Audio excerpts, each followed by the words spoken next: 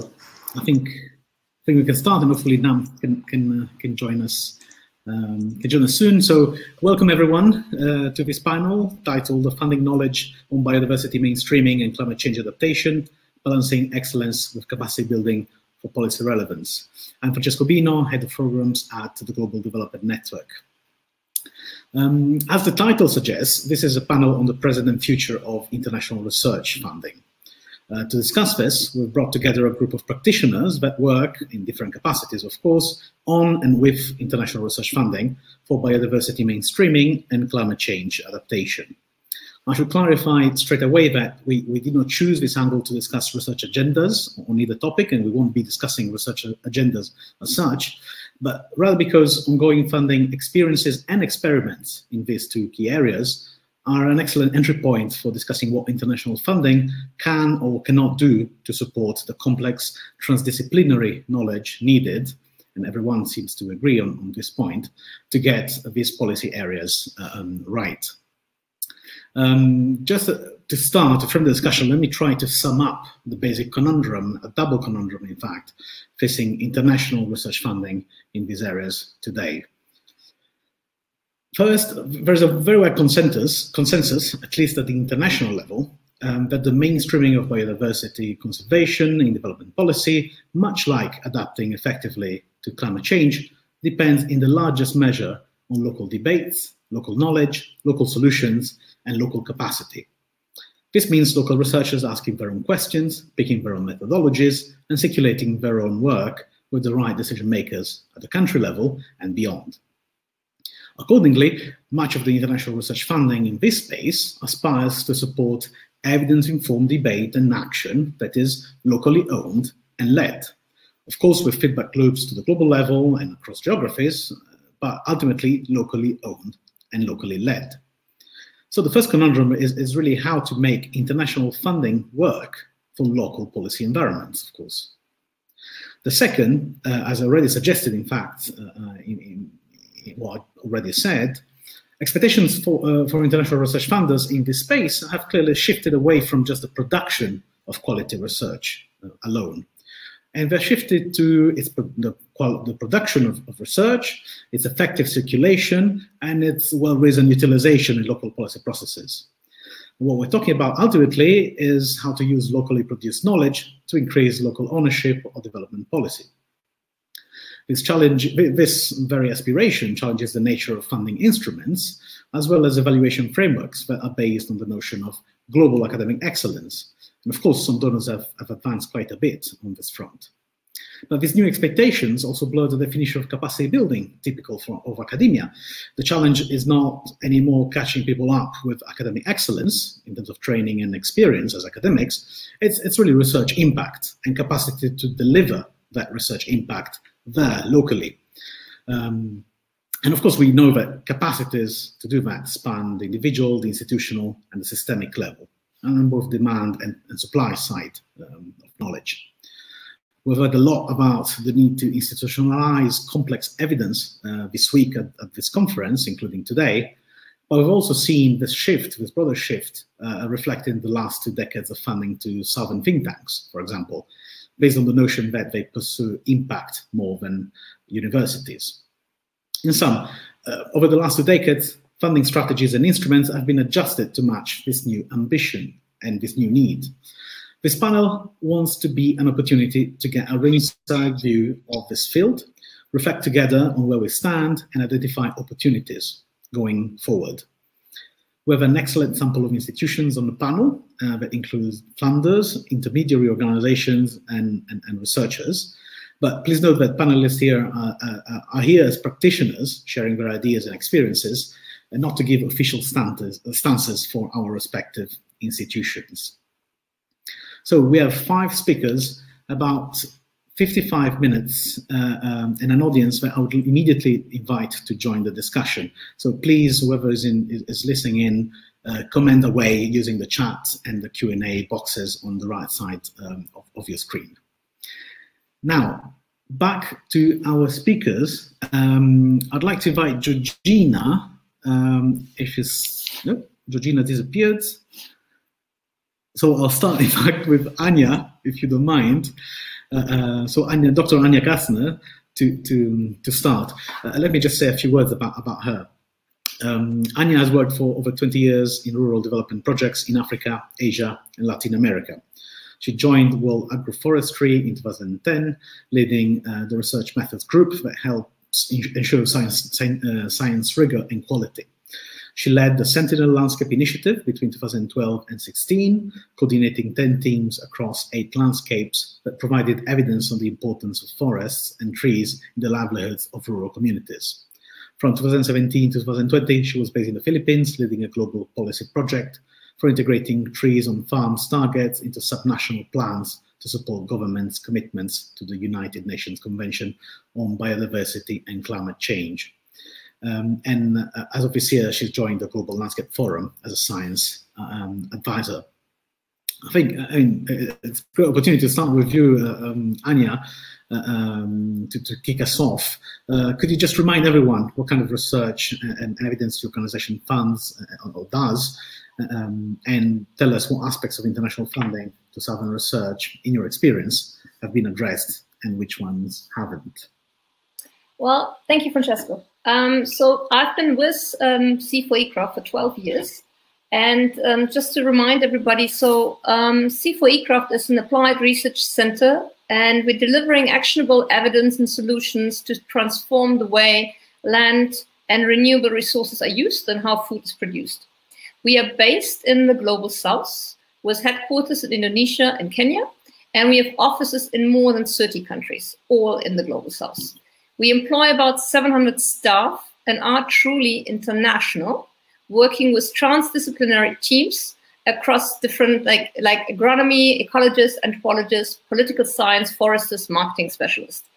We have more than 40 years of experience we exist since more than 40 years. We have completed over 2,000 projects across the tropics, and we have produced more than 25,000 publications in partnership with local research organizations. And all of our outputs are global public goods. And we are part of the CGIAR, the Consultative Group of International Agricultural Research. So I would like for a moment to pause here. So the CGIAR, some of the oldest institutions of the CGIAR, like CIMMYT and IRRI, they actually have been 50 years already existent. We are the only public goods institution at that scale that was formed through a donor alliance and alignment to fund research in the Global South to deliver food security and poverty alleviation through farm-level interventions on smallholder farms. So the CGIAR as such, we are the success model, I would say. We are best known for our contributions to the Green Revolution, but C4ECRAFT as a center has traditionally actually always had a much stronger research focus on SDG 15, which is protect, restore, and promote sustainable use of terrestrial ecosystems, rather than SDG 2, which is the one for alleviating or achieving zero hunger. C4ECRAFT in particular, being a CGIAR center, but having the focus on SDG 15, I personally will say that our actually biggest contribution has been to mainstream environmental outcomes, especially climate change mitigation and adaptation, as well as ecosystem services and biodiversity into rural agricultural development programs. So in terms of the question of how did we promote, how did we support research funding into the Global South, is that we as an organization, we have complemented traditional research funds that are available to local universities and local organizations with overseas development aid, because that's the donors that came together to support us. If I respond to your question on sort of like the views of what's been successful and what are the challenges about international research funding, I would like to actually just reiterate what you said earlier. So the challenge we are facing at the moment, as you said, is like the latest IPCC report is very clear. So our current economic model and consumption patterns have placed the planet on a trajectory that it might become uninhabitable. So every new strategy and policy for us and on my field on land use from now on will be judged and measured by its ability to draw down carbon emission. It's that simple. But in order to deliver on this, we actually need, it can only be addressed by interdisciplinary research, combining the best available science on economy, on ecology, human health, and technology.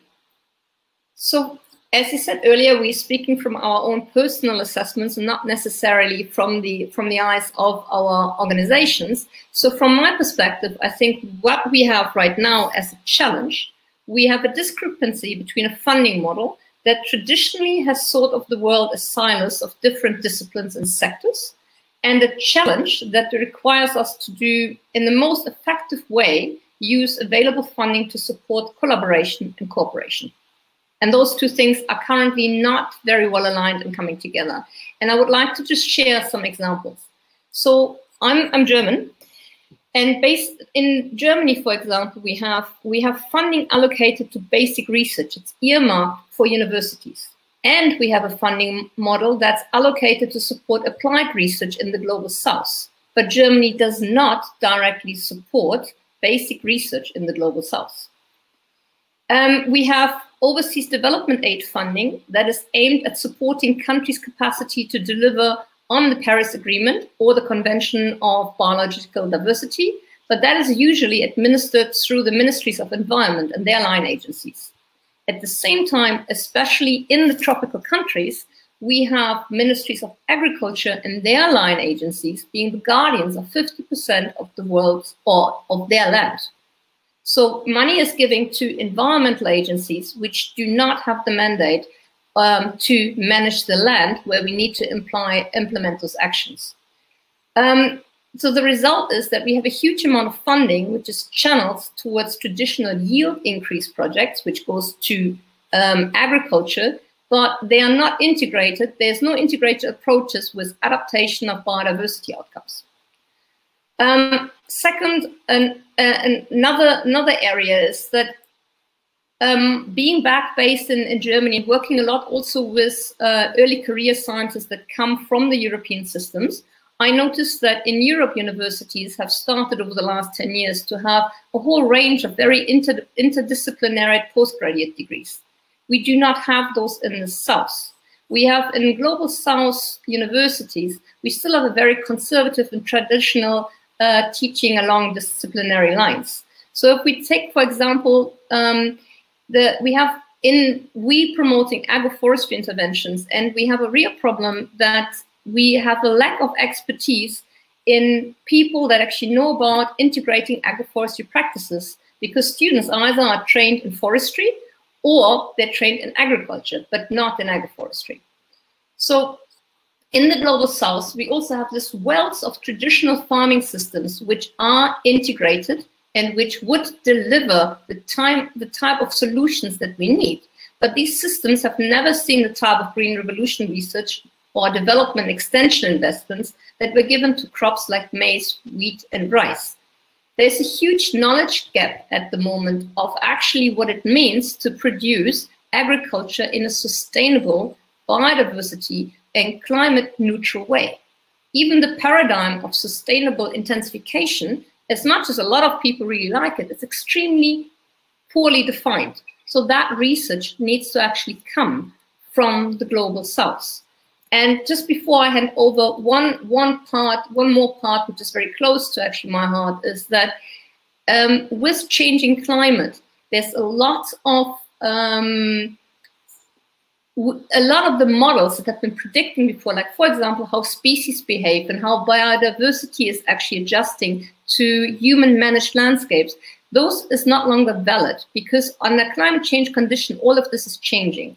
So we have traditionally, especially in the tropics, we only have data on species distribution inside protected area or natural habitat. We have a huge gap of knowing how species do behave in agricultural areas. So there's a role for ecologists, but also citizen science in the tropics to provide the evidence on the impact of intensification of agricultural land if we actually transform from mixed integrated agroecosystem to monocultures, and especially here on species and area and landscape connectivity.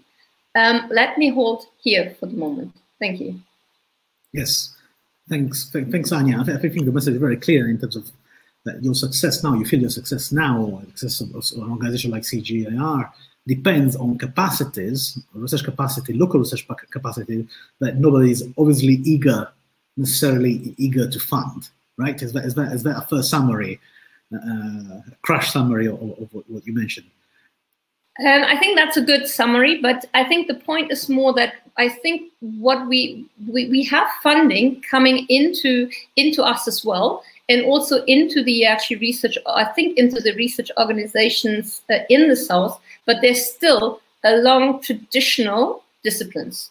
Yeah. Yeah. So we have sort of like about like a 10-20 year gap of actually catching up, of enabling that sort of like interdisciplinary research that we really need to address the challenges we're facing. So that I would summarize it that way. Yeah, thanks. Yeah, absolutely. So both in terms of the transdisciplinary research, no funding for that, and in terms of the who gets the funding, in fact, not enough funding for structural capacity building in southern countries. Let me now turn to Nicole, Dr. Nicole ARBOUR, who joined Belmont Forum as Executive Director in July 2021, so very recently. Congratulations again. And she comes to this role from from IASA, the International Institute for Applied Systems Analysis in Austria.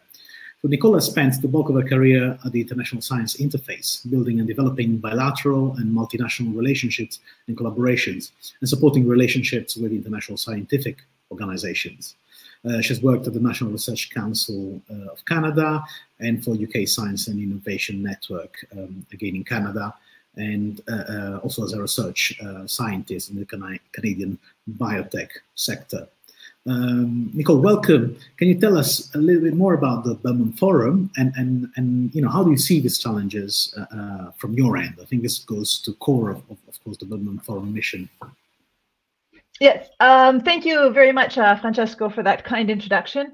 And so just to sort of provide a bit of background, so the Belmont Forum itself is it's a bit a partnership of a bunch of different funding organizations, a group of international funding organizations, and we also have partnerships with international science councils, with different regional consortia. But the whole aim of the Belmont Forum is to work towards transdisciplinary global change research. And so really trying to tackle a lot of the problems that Dr. GASSNER just mentioned to all of us, and actually a variety of others. So all of your favorite SDGs, there's quite a broad range of things that you could probably bring in under that transdisciplinary global change umbrella.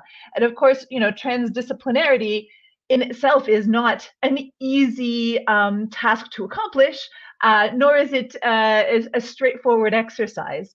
And so, you know, when we're bringing, and the way that the Belmont Forum generally works is by basically creating consortiums of the willing. And so these are funding organizations who are all working together towards similar goals. So we'll have a thematic research call, and for those of us who have worked in international funding, we know that moving money across borders is really rather complicated.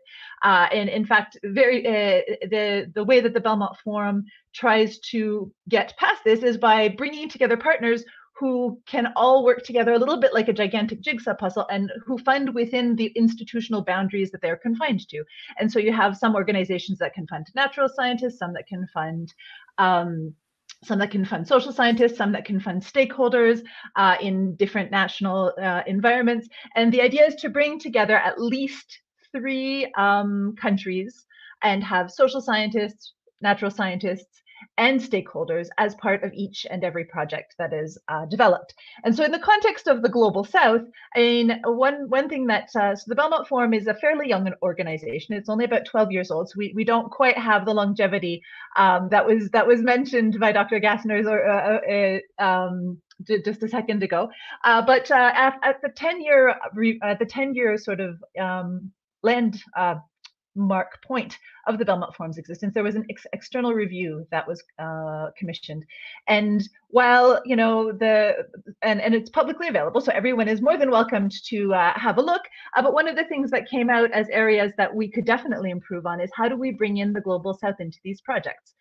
making sure that the Global South is involved, making sure that there's leadership roles for the Global South, and making sure that the countries and groups that are most affected by some of the global change that we will see are enabled to be part of the discussion, or even sort of brought forward to help lead this discussion, in fact.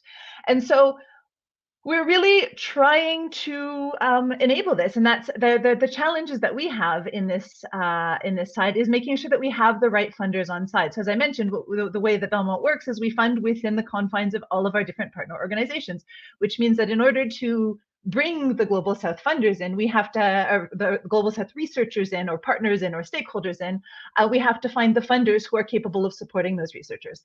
And that has worked in some cases. We have some very good relationships with some global funders who have been able to bring researchers from the Global South, but it isn't consistent.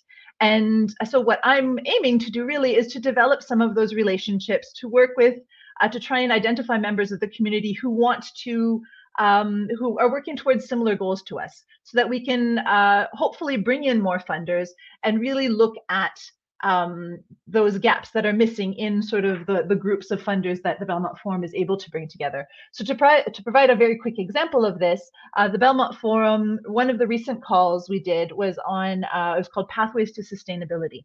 And that call was launched in 2020. And it was actually one of our more successful calls in terms of bringing in the Global South. So of the PIs and researcher partners identified by the successful projects, 41% of them come from the Global South, which is actually quite nice. But that's one example, and it's not consistent across the board. So and the Pathways project, for those, or proposal for those who are familiar with the Belmont Forum CRA process, is a very short duration. So it's not a very big call for proposals. It's a networking call. And so the idea, of course, would be to build on this success and to really think about bringing in the funders and developing more projects and more research that is led and participated in by the Global South. Thank you. So if I understand correctly, in your model of partnership, the participation of Southern researcher would depend on, say, national research foundations from Southern countries joining in the call and making funding available for Southern researchers, or on some other funder deciding that they want to fund specifically Southern researchers. Correct? Yeah, that's correct. And so that can include national research funders. I mean, those are obviously the low-hanging fruit is not the right word exactly in this case, but those are the ones that you would traditionally think about, perhaps. Development agencies could also be partners in this kind of situation.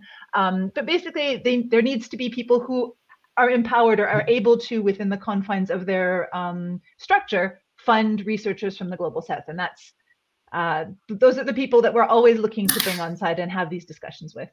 Yes, of course, there might be systemic imbalance in terms of capacity, including in terms of research funders across North and the South, that make this task a little bit more difficult. Now, Georgina just connected, so let's. I'm gonna ask you to jump in so that we make sure that you get at least a few minutes before, since you are here. So just a couple of words of introduction. Dr. Georgina KEMP is a senior program specialist at the International Development Research Center in Ottawa, Canada. She works to connect evidence to action through climate change programming across Africa, South Asia, and Latin America. Under the CARIA program, that some of you might know, Georgina led learning about research uptake and impact, and about how to effectively support large-scale transdisciplinary collaborations. Currently, she oversees the Climate and Development Knowledge Network, a Southern-led network of knowledge brokers who connect evidence to action. So, I mean, perfect profile for this panel, and that's why I wanted to kick off. In fact, with you, can you remind everyone a bit the kind of research that IDRC funds, and what aspects you think of working with Southern researchers, as far as your experience goes, have been addressed and which ones haven't? Thank you. Yeah, thank you. And I'm so sorry, even though you couldn't see me, I've been listening in. So, yeah, so as Francesco said, I'm with the International Development Research Center. We have regional offices in Nairobi, Delhi, Dakar, Montevideo, and Amman, but I'm based at the head office in Canada. And we have more than 50-year history of supporting development research with a specific mandate to support research in the global south. And that's really based on a conviction that innovations are only ever sustained if they're locally produced, if they're in line with people's cultures, their histories, and their aspirations of what the future should and could look like. And I think that this mission in the context of this discussion is really important because of the persistent inequalities in research funding and how they're distributed. So, for example, a recent study that was led by Indra Overland and others found that in the last 30 years, so between 1990 and 2020, if you look at the entire sort of pot of money available for climate change research, only 4% of that, like 4% of the total funds available went to research on Africa. And I don't mean in Africa, I mean research on Africa, often by others. And of that 4%, only 14% actually went to African institutions.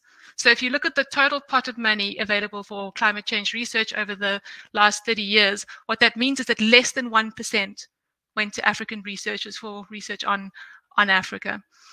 And so, I mean, this is why I think personally I do what I do and why IDRC's mission is really important and continues to be important. And specifically in our team, I think you asked us to sort of just reflect on the kinds of research. So just very broadly, I'm in the climate resilience team, and we support adaptation research that's really geared toward supporting the resilience of the most vulnerable. So, I personally have projects on human mobility linked to climate change, development pathways, knowledge brokering for impact, gender equality, social inclusion, new funds on climate justice right now, and nature-based solutions, just as an idea of the kinds of work that we're supporting in that space. I'll stop there and allow you to carry on.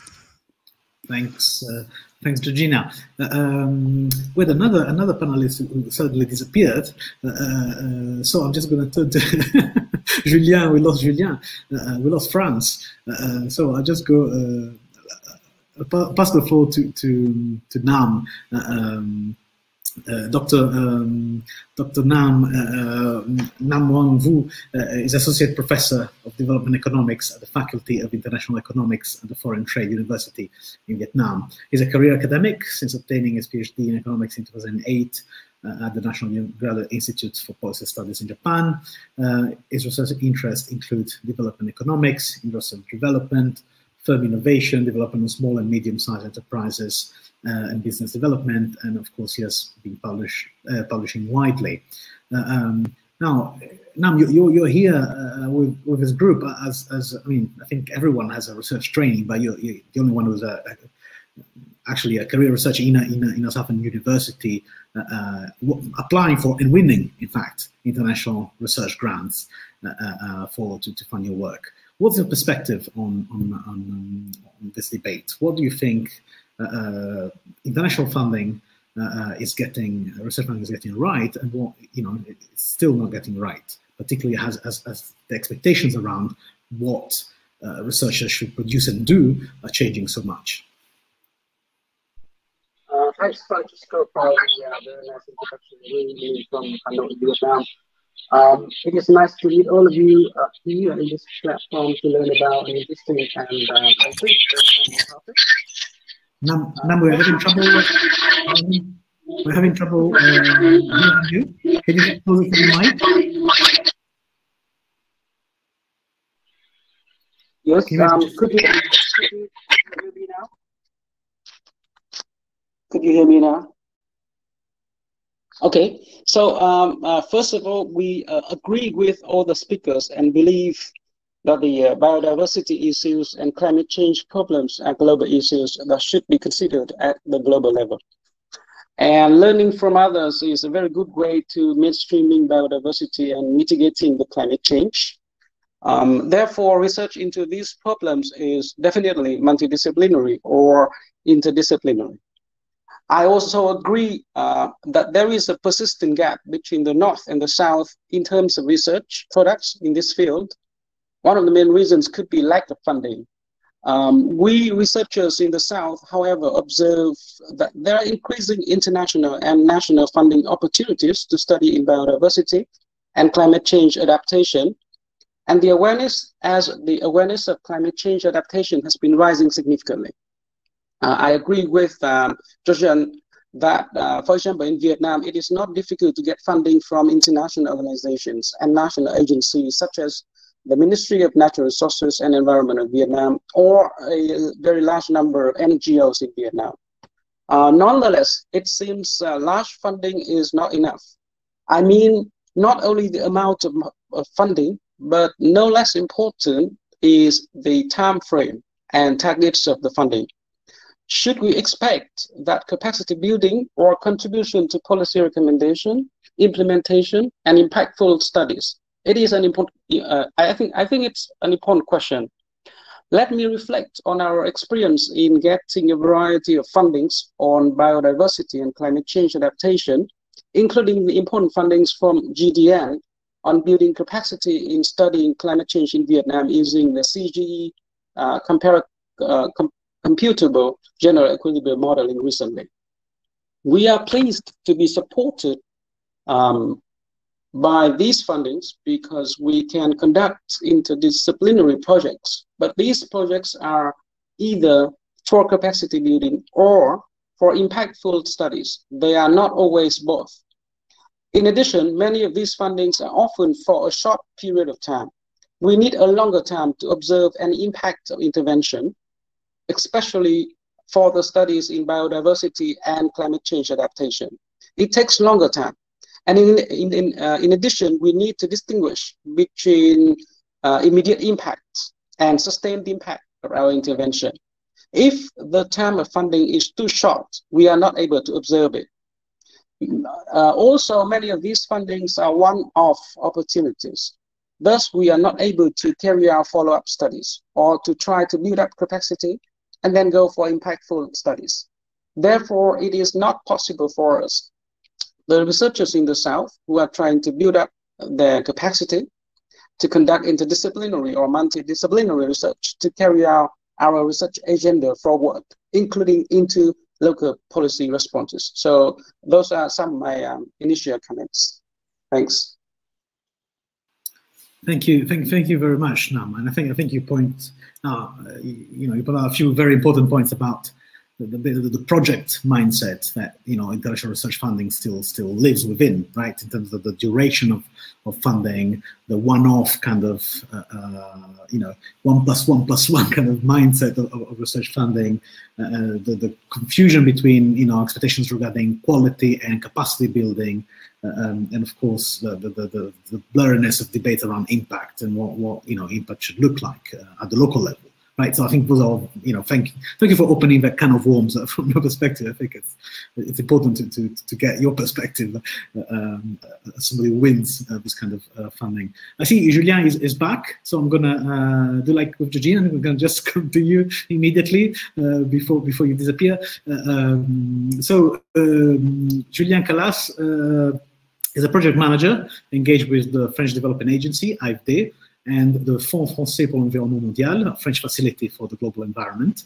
He's been working for more than 20 years in sustainable development and management of natural resources in developing countries. For a decade, he was in charge of fisheries, agriculture, and biodiversity conservation portfolio of AFD in Senegal, Madagascar, and Cambodia. Since 2006, he has been working on different aspects of biodiversity, including support to CSOs working in this area. And since 2020, January, he has joined AFD in the research department to develop a program on biodiversity and pro-nature economy. And of course, we work very closely with Julien on that and our GDN AFD Biodiversity and Development program. Julien, AFD is a development bank. But you have a research department, and you're really trying to bring together knowledge and operations. Can you tell us a little bit more about your experience? Yeah, thank you, Francesco. I'm very sorry. Yes, it seems that I have some connection issues, so I hope it will make it. So yes, EFD is a development bank, so we are not per se a research funding agency. But then we have this research department here, which is there to try to support the research in the South, and particularly research that can help our clients and our activities. So we are a frontier about, sustaining project approach, but also broader, development issues. And we are, we are, as an institution, really engaged in the climate change and biodiversity conservation agenda. So as a development bank, what is really different probably in our case is that we need, and we have the mandate to try to see how we can help the research link with development actions. And one central concern we have at the moment is really to see how we can help research contribute to the agenda of transformative changes that are key for the global environment. Then what we are doing at the moment is really, let's say that the main programs we have at the moment are really on inequalities and social links, on economic growth, including in conflict zones, and then on the climate and biodiversity agenda, and all these two big agenda are possibly working together. So we are very much engaged at the moment with the mainstreaming of biodiversity and climate change. The goal here on our side is really to increase the collaboration with locally rooted research partners working in IVD groups, intervention zones. So and for example, we have clearly a goal to have 80% of the new research project that we are financing to involve at least one partner from the South. And then the last aspect I would say, which is very important to us, is that we have a very, very big pressure from our government to report to citizens about impact. So then we have to report impact of research. So what we are doing, what we have achieved so far, really, I would say that first, perhaps what is progressing well is this collaboration spirit and the improvement of our work with local institutions. So we are now at almost 80%, 82% of the research program that we finance who are really involving research from the South. So not yet at the goal, but we are not that far. Then the second achievement, I would say, relating to the goal that we have and the mandate, is that we are making very interesting progress at the moment by embedding the research program discussions with our clients within a broader framework of what we call the public policy dialogue memorandum that we are signing with the line ministries, usually with the ministries of plan or the Ministry of Finance even. And then we can try to start to discuss about how research can help them to try to have this economic and finance vision using the best science. So this is where we are making progress in several countries. It's not all the countries where we are working at the moment, but it's really helpful to try to be sure that research is helping on the policy side. Then about the challenge, to me, what is very important to us is it's really key to us is that we see that our clients are struggling really to have public policy reconciling climate, biodiversity, social link, economic growth. There is too much goals together, and it's very difficult for them to try to reconcile all this. It's difficult even for us to try to answer these questions. It's even probably challenging for researchers themselves, and then you have to face the fact that they are looking for simple solutions and not necessarily best science. So there, this is where we start to enter into the difficulties. once I have put this scene and this context, I will say that one of the real challenge that we are facing, and which is not very new, but honestly is really an issue to me when I look back on my career, is to see that still today in 2021 it's quite very difficult to design or to help to support policies who are really building, you know, on transdisciplinary approaches. It's still very difficult today to bring together economic science, biological science, humanities, social science together. I don't have the reason, I don't have the policy, I don't have the solution to that.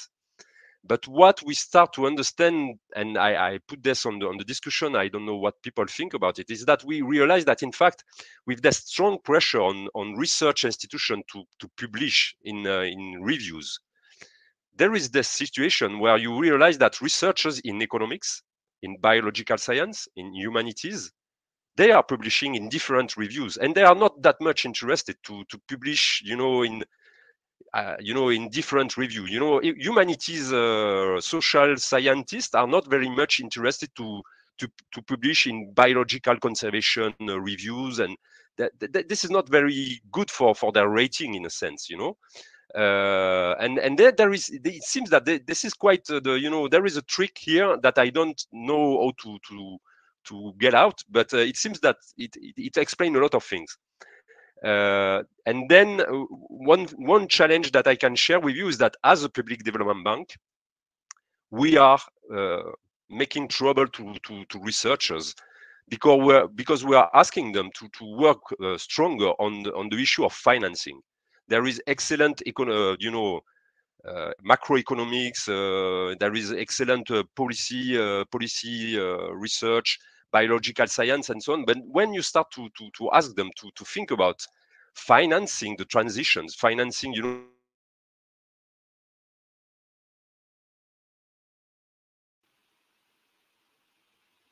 I think we lost Julien. I couldn't finish his thought. I think, you know, and is frozen in a very combative position, because it really conveys how important the message was, which is even sadder. But you know, I think it was saying, you know, there's this issue of not conditionality, but almost of pressure of agenda setting in research that, of course, you know, donors face. But I think Julien brought to the table a lot of issues around accountability locally. So with the clients, of course, as a bank, we have a special relationship with clients or local governments, but also about incentives and platforms, right? I mean, we all talk about transdisciplinary work, but really for a career academic, the only way to progress is to publish in excellent journals. Those are defined based on disciplinary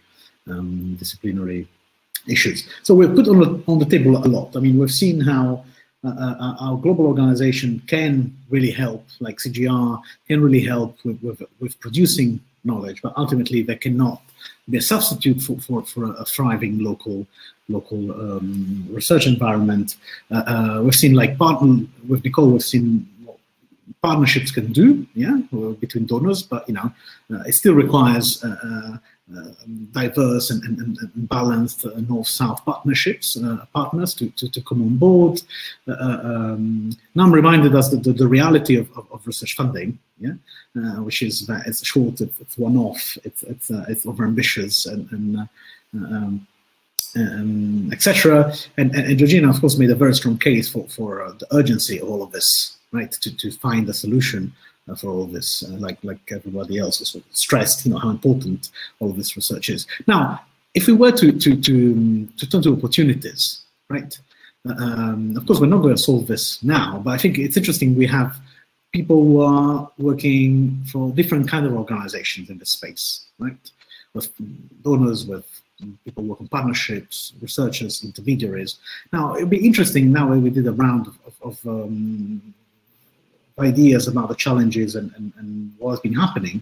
It will be interesting to see where we see opportunities going forward. And I wanted to start with Georgina, since you put this big challenge on the table. We need to there's the 99% of the work, not 99%, but in proportion, almost 99% of the work that needs to be done to fund local researchers. Where do you see opportunities? Well, I think there's opportunities everywhere, and I think what I wanted to share here perhaps is two trends, I think, that all donors, most donors that I interact with and certainly that we're faced with, and I think that they present both opportunities and challenges, and I'll dwell on the opportunities, but don't want to be too naive about those as well. So the first trend I'm seeing in the donor environment is this drive towards efficiencies. Right? You want to be more efficient.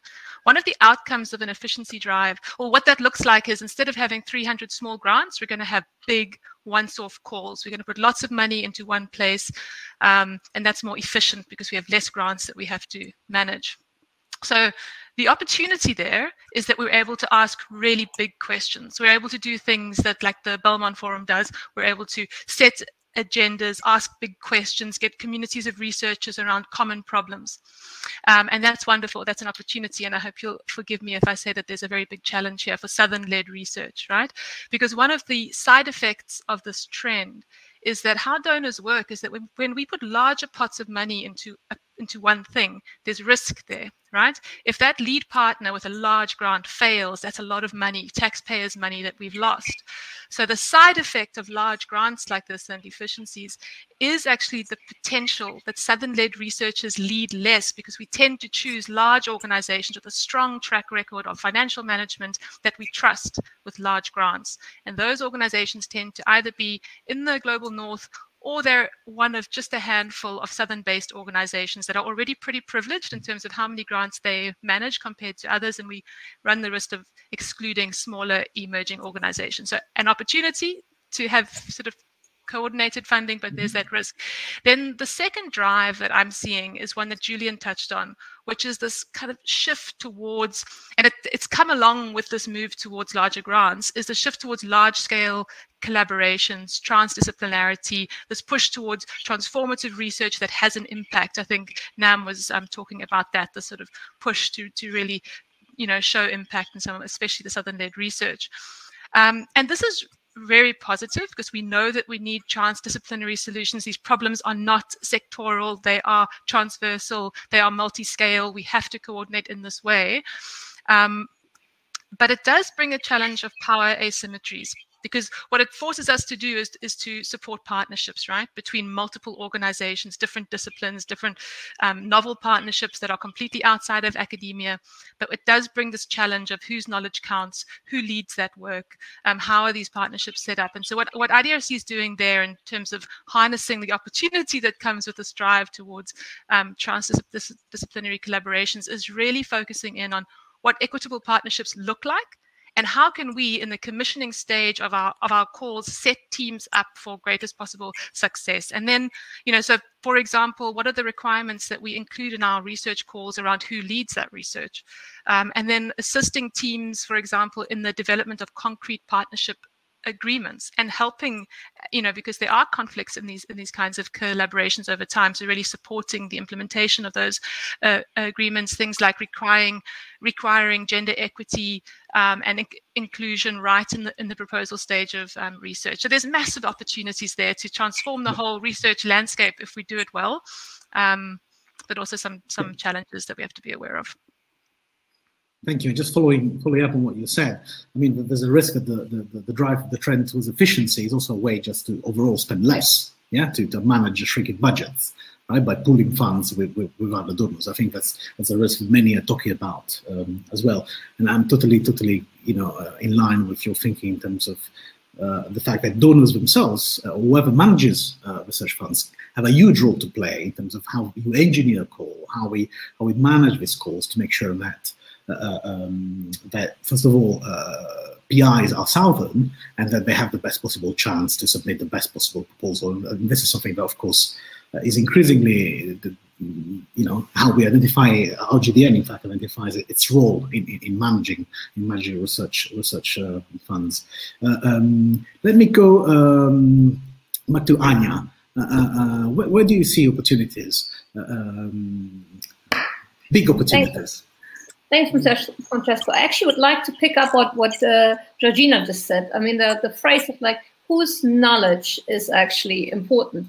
And I think here is a huge opportunity right now, because I think globally there's a recognition that knowledge is not just science. You know, it used to be for a long time, knowledge was sort of like science-led. And it came with all the traditional research, whatever. But these days, I mean, we all actually, not just us, globally there is a huge recognition that there is local knowledge. We have communities all over in the Amazon, in the Congo, that do know very well how to manage their land in a way that is sustainable. They do know this.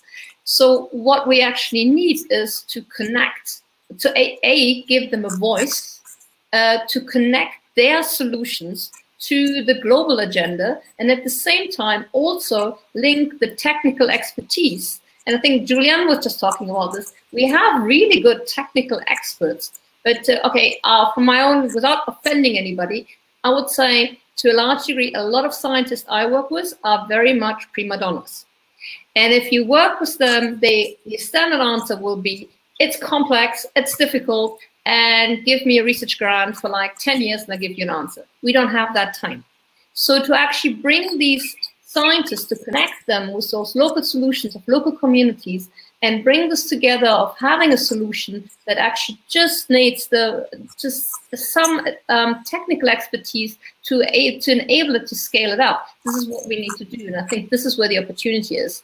And I would just quickly also just point out that we have gone virtually is another huge opportunity. So the Global Landscape Forum, for those, we are the largest knowledge-led platform on sustainable inclusive landscapes, and we do actually bring local actors together with global players. And we're doing that through a whole lot of different avenues. I'm gonna go into this now, but as an event platform, GLF, we have gone completely virtually over the last 2 years. And we have been able to bring in communities that would have never, ever been able to actually join an international conference. So we having local watch parties, we actually going out, we have been connecting indigenous. We just actually concluded a GLF Amazonia. We brought in more than like 40 local indigenous community organizations, which would have not been at the table. And at the same time, we do have, like, I think quite a number of you have been actually at the GLF, you have been speaking, you have been part of the discussions. And I think that is an opportunity. So let me hold there. Thanks a lot, Anja. I think really excellent points.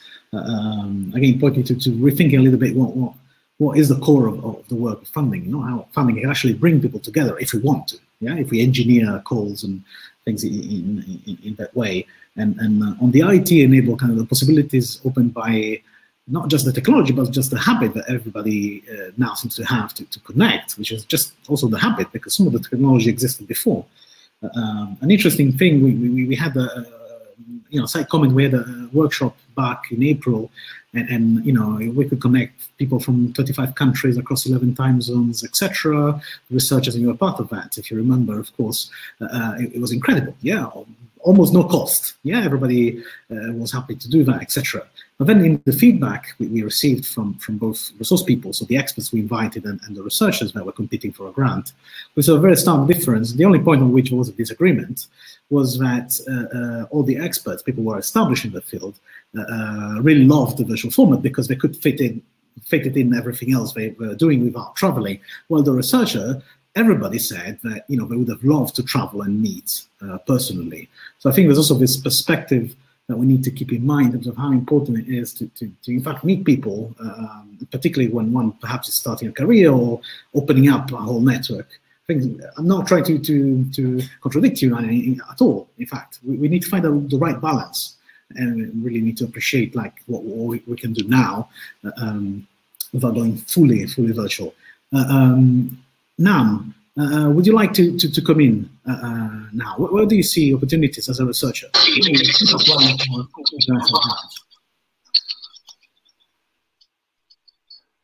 Yes, we again would like to emphasize that the sustained impacts of the research related to biodiversity and mainstreaming and climate change adaptation cannot be easily observed in a short period of time.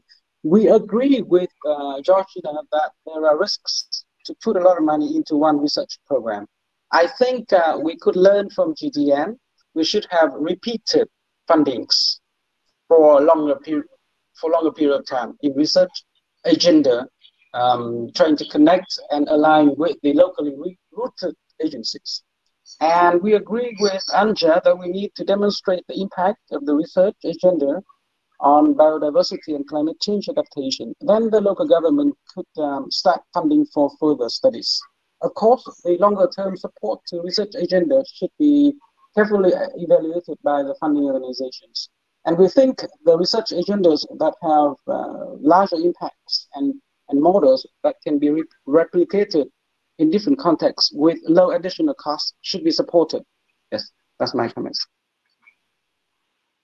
Thank you, Nam. And just to add, as you mentioned, GDN, I mean, we haven't been able to do as much kind of long-term funding as we wish ourselves, because obviously we work with donors, right? So we're not a donor ourselves, so we need to make the case as well to donors. And I think you were very good in terms of managing to use different programs to support your own research agenda.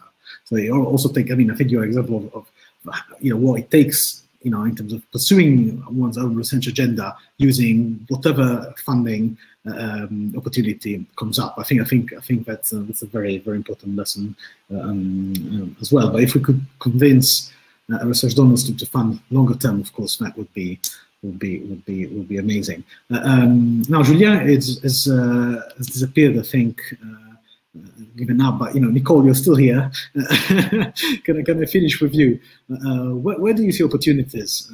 Your model is very promising. I really, as I mentioned before, I really like this multilateral dynamic where it's very equitable, in fact, where you expect donors from the north and the south to come together in a partnership to advance specific knowledge. Of course, there are systemic imbalances that might affect the dynamic in the short and medium term as well. Where do you see opportunities to overcome these challenges? Oh, there are so many cool things in this conversation to pick up on that it's really hard to pick just a couple. I mean, one of the things, I mean, these kinds of conversations are obviously a good place to start. And I think, many of us in this particular conversation are involved in these discussions where we're thinking about how do we bring together the groups that need to come together in order to address some of the challenges. So, some of the points that Georgina brought up in terms of, trying to bring the word I've completely lost, but large pots of funding to very specific challenges. I think what we're trying to and recognizing that sometimes you need to have sort of that repetitive funding in similar spaces in order to enable researchers to continue projects. So even if it's not one pot of money over a long term, having different opportunities. So one of the things that the Belmont Forum is exploring is doing some of these CRAs in sort of repetitive fashion is not the word I'm looking for. There's a name for it that's escaping me in this very moment. But if you look, for example, last year ran climate, environment, and health as one of our collaborative research actions. And you can see how this is quite a large nexus issue. So that one went forward, and now we're already scoping for the next version of that. And so really looking at none of these projects are particularly necessarily very large. They aren't very small, but they're not necessarily very large. And the idea is also to enable different groups to come in any way that they can. So while one of the things, definitely there are some funders who can put in larger pots of money, the way the Belmont Forum works is that what we try to do, we don't always do it as successfully as we want to, is that let people know that it doesn't matter the size of your contribution, right? So you can come in if you're one of the big funders, you can come in with a large pot of money. But if you're a small funder and you can only come in with a smaller amount of money, or even just in-kind contributions, which can be incredibly valuable, these are also things that are part of the process. And so we try to be as enabling and as flexible as possible in the process. But we are exploring how do we do this in a way that is going to enable as much as possible and is going to make us think about sort of some of the challenges that were brought up in terms of not putting all of the money towards the large large players, big players who are always getting the same funding? How can we have smaller amounts of funding that is available to some of the up and coming researchers, to some of the researchers who maybe who may be considered higher risk? So there's a lot of these discussions going on, but I do think there's opportunity here to see some really cool things happen, to see some really interesting new ways of thinking. And this is where I'm going to say that another thing that we're working on from the Belmont Forum perspective is trying to bring some of these conversations, including the conversation around different ways of knowing, and transdisciplinarity. And so in 2022, we're working with Future Earth and partners in Future Africa to do the Sustainability Research and Innovation Conference that is going to be hybrid. But we want to bring some of these complicated discussions, these challenging the topics to the table in a forum that hopefully will be transdisciplinary, so we can all work together to pull them apart a little bit more. So I think there's having these forums, having these conversations, bringing partners together to think about different ways of working is one of the opportunities. It's also one of the challenges, I won't lie. Bringing lots of different funders together in the same room to fund different parts of a very large puzzle isn't a straightforward process. But I can be patient. We'll get there together. We all have to take the time and think about how can we work together, and hopefully we'll find ways to do some really cool stuff. Thank you, Nicole. And I think you mentioned the keyword patience here. Apart from patience, I think again the idea of lowering barriers to partnerships, right? How do we make partnership accessible? Without being too demanding on partners that can have different levels of capacity, etc. So this has been a fascinating discussion. We are out of time, so we'll have to close. Thank you, everyone. I think we had a very nice kind of really ringside view of what the challenges and opportunities are across, from different perspectives. And I think that the big message I take from this is that a lot can be done in terms of the engineering of calls, the engineering of the funding. So how do we make sure that we lower barrier to access to research funding? How do we make sure that people have the opportunity to get to put in the best possible proposal they can? How do we make sure that the people who are competing are well balanced in terms of a number of determinants? So there's a lot of work that can be done in the engineering, but this is just one bit of the puzzle, right? Because you still need researchers to try to use in a smart ways international funding opportunities to advance their own long-term agenda. And you still need, of course, international research organization, to play the intermediary role and match what local researchers can do. So really, also thinking in terms of a system, the whole system, and how different parts of the system can be tweaked to get closer to a situation where there is funding and evaluation frameworks and the right incentives to produce transdisciplinary research. Thanks again, everyone. I hope this is just one more iteration into a longer term discussion. Well, thanks Anja, Nicole, and Georgina. You're still online, but also thanks to the colleagues who were dropped out. Thanks, of course, to the audience. There was some question in the Q&A which I totally missed. Apologies for that. But we're out of time and we need to close. Thanks again, everyone. Thank you very much. Bye. Bye-bye. Bye-bye. Thank you.